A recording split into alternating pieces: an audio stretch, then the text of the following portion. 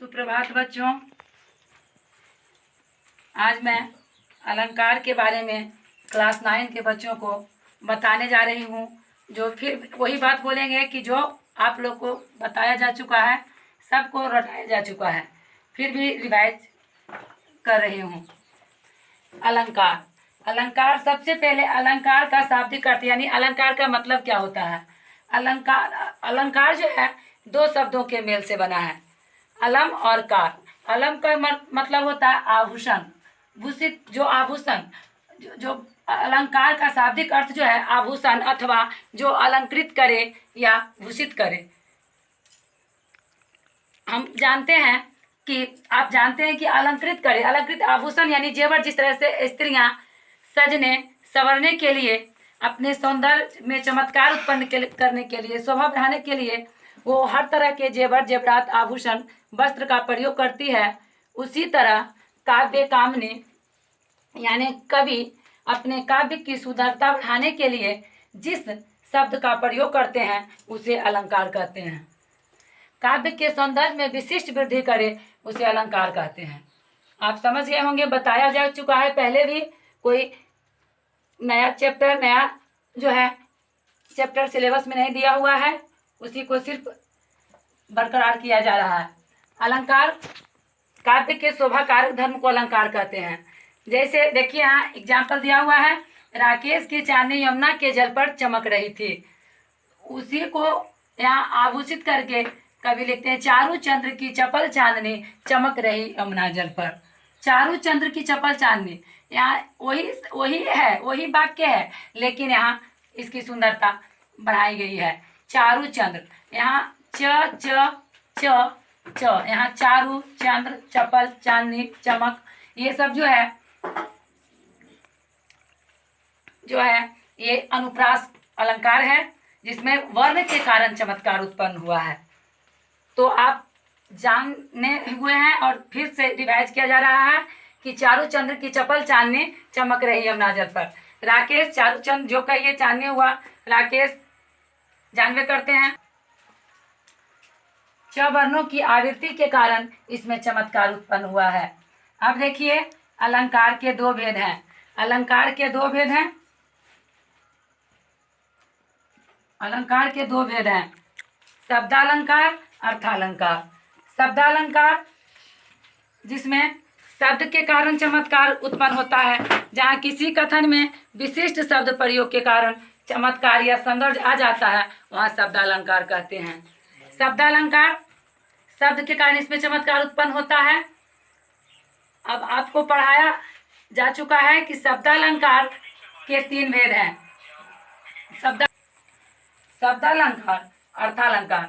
शब्दालंकार जहाँ किसी कथन में विशिष्ट शब्द प्रयोग के कारण चमत्कार या सौंदर्य आ जाता है। यहाँ है जो शब्द के कारण चमत्कार उत्पन्न हो रहा है।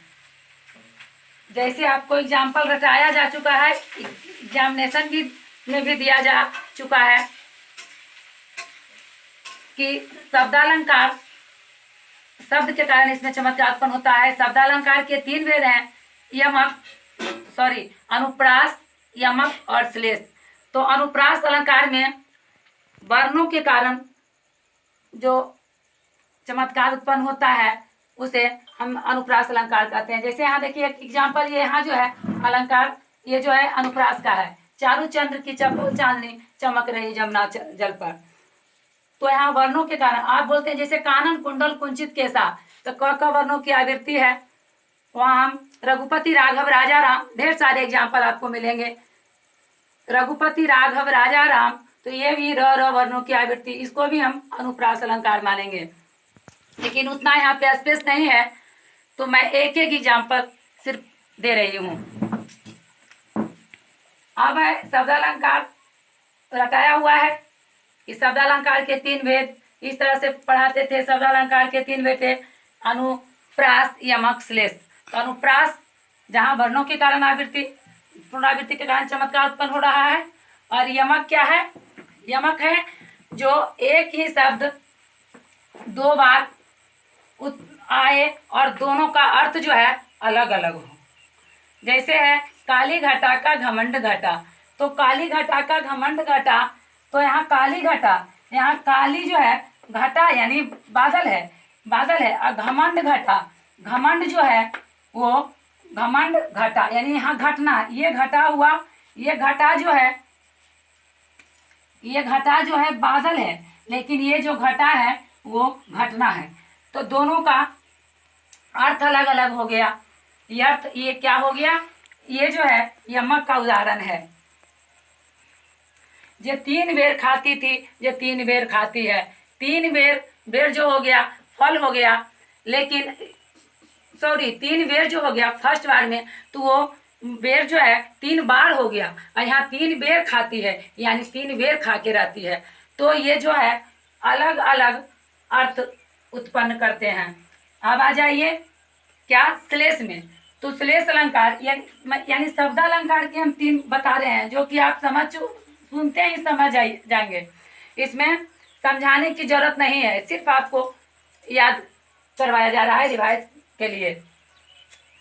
तो अब यहाँ अनुप्रास समझ गए हैं कि अनुप्रास में वर्णों की आवृत्ति से चमत्कार उत्पन्न होता है, और यमक में जो है एक ही शब्द 2 बार आते हैं। जैसे आपको हम बताए थे, क्या बताए थे कि हरि को देखन हरि गए, हरि बैठे हरि पास, और जब हरि से हरि मिले तो हरि भये उदास। यहाँ हरि शब्द जो है कई बार आते हैं, और हरि का हर अलग अलग होता है। हरि को देखन हरि गए, हरि को ढूंढन हरि गए। हरि जो है सांप हरि है, मेढक हरि है, और हरि बैठे हरि पास। हरि जो है यहाँ तालाब भी हरि है, और हरि पास बैठे हैं यानी तालाब के बगल में मेढक बैठा हुआ है। और जब हरि से हरि मिले यानी सांप भूखा था, वो अपने आहार के लिए जब मेढक को पकड़ने गया, तो हरि जो था वो मेढक वो पानी में कूद गया, तो सांप जो है उदास हो गया, तो हरि भये उदास। तो यहाँ सिर्फ अर्थ के कारण यहाँ चमत्कार उत्पन्न होता है, सुनने में थोड़ा अच्छा लगता है, मजा आता है, तो आपको बताया गया है। आप समझिए, यहाँ है अर्थालंकार, सॉरी श्लेष, श्लेष का भी नहीं बताए थे। तो श्लेष जो है, श्लेष का मतलब होता है चिपकना।